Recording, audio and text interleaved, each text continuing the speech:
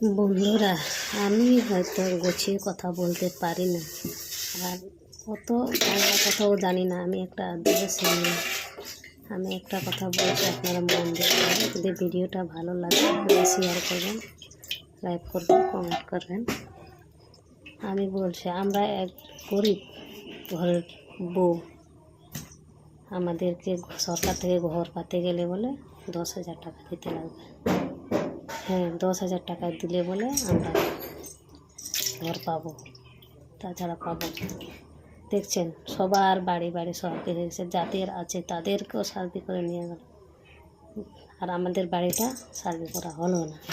দেখতে পাচ্ছেন, আমরা 10,000 টাকা দিতে পারছি না, তাছাড়া আমাদের বাড়িটা হলো না, সার্ভে হলো।